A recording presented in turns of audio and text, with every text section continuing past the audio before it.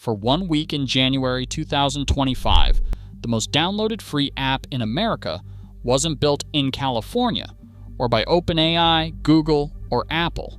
Its icon sat at the very top of the US App Store, one slot above ChatGPT, and almost nobody could pronounce its name, DeepSeek. When people figured out where it came from, the reaction wasn't curiosity, it was panic. In a single trading day, more than $1 trillion in market value vanished, one chipmaker alone losing nearly $600 billion. But here's the strange part. Silicon Valley panicked over almost nothing to do with that icon, and everything to do with a single number buried in one technical document, and where it came from. By the end, you'll understand how a chatbot nobody had heard of dethroned ChatGPT overnight, how it was built for less than the price of a house, and why the one thing America did to stop it caused it.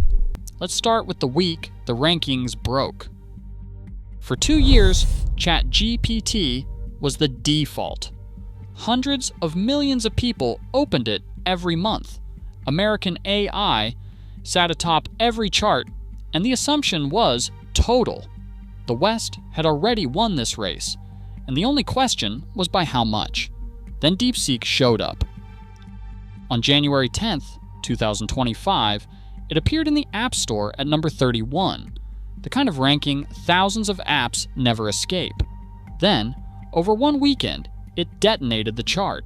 By January 27th, DeepSeek was the #1 free app in the United States and in 51 other countries at once. Per analytics firm Sensor Tower, more than 80% of all the downloads it had ever received came in the previous 7 days, a leap that normally takes a successful app months. But an app climbing a chart does not erase $1 trillion. As DeepSeek hit #1, Wall Street looked at what it was and flinched. NVIDIA, whose chips power nearly all modern AI, dropped 17% in a single day. That is nearly $600 billion gone, the largest single-day loss for any single company in U.S. stock market history, triggered by a free app from a company most investors could not have named a week earlier. And that is the tell. A stock market does not shed that much over a download count. It sheds it over something people read. Because the most unsettling part is not that they did it cheap, it is who did it, and the fact that they were never supposed to be an AI company at all. Inside DeepSeek's technical report, the number did not just beat ChatGPT. It broke the business model the industry was built on. That model rested on a law everyone in AI believed unbreakable. Better AI costs more money, a lot more. Sam Altman, OpenAI's head, put GPT-4's training cost north of $100 million.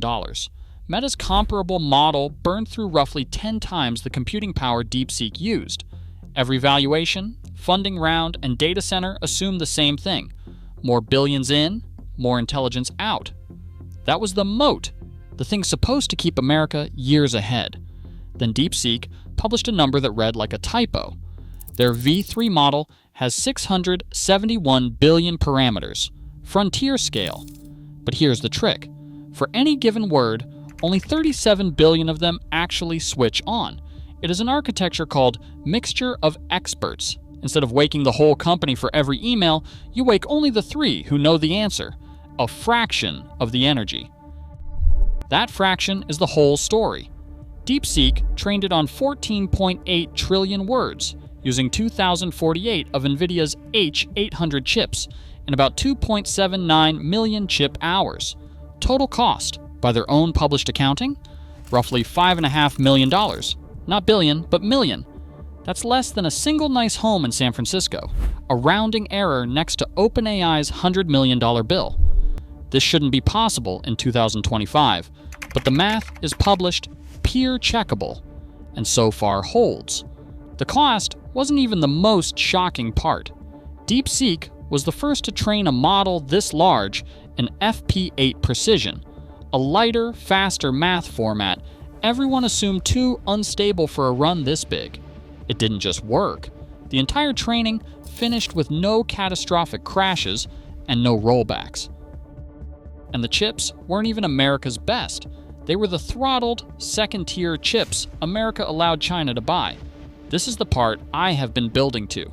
The H800 was not NVIDIA's flagship. It was a deliberately weakened export model built to comply with US sanctions. Slower chip-to-chip connections, throttled, designed so China could buy something, but never the real thing. The strategy was to keep the best hardware on America's side, so Chinese AI would always run uphill. Now, who was running that hill? DeepSeek was not a tech giant or a startup chasing venture capital. It was the side project of a quantitative hedge fund, High Flyer, run by a former trader named Liang Wenfeng, spun off into its own company only in July 2023. Because the hedge fund pays for everything, DeepSeek had no outside investors, no profit deadline, no quarterly targets. Liang has said plainly that is exactly why they could do it. With no commercial pressure, they could ignore the architectures everyone was copying and try things that looked reckless. That game-changing. Mixture of experts' work began as one young researcher chasing a hunch. But here's the fact that reframes everything. Back in 2021, years before any of this, Liang started quietly buying NVIDIA chips, stockpiling around 10,000 A100 GPUs before the export ban took effect. People saw it as a strange hobby, a hedge fund manager hoarding computer chips. Then America brought the wall down when the chip controls hit, and the constraint did the precise opposite of what it was designed to do. Because when you can't get more powerful chips, you get smarter with the ones you have. The weaker hardware is why DeepSeek had to invent the efficiency, the FP8 math, the latent attention that compresses memory, and the extreme sparsity of the mixture of experts. The cash-rich, chip-rich American labs never had to discover any of it. They could always just buy more. DeepSeek couldn't, so it engineered around the wall and published every step open source for the world. The export controls built to slow China down are the documented reason it leapt ahead. The ban worked perfectly for the wrong side. Mark Andreessen, one of Silicon Valley's most influential investors, called it AI's Sputnik moment. So what actually happened that week? Not a chatbot beating a chatbot. It was proof that the one law the AI industry was built on, whoever spends the most wins, was wrong. A hedge fund's curiosity project, running on the exact chips America had rationed to slow it down, rewrote the economics of the most expensive technology on Earth, then gave the recipe away free. And that's the part that should keep Silicon Valley up at night. If frontier AI can be built for the price of a house, then every assumption baked into the $100 billion data centers, the Stargate-scale spending, the belief that money alone buys an unbreachable lead, all of it now carries a question it did not have before. The moat was never as deep as anyone believed.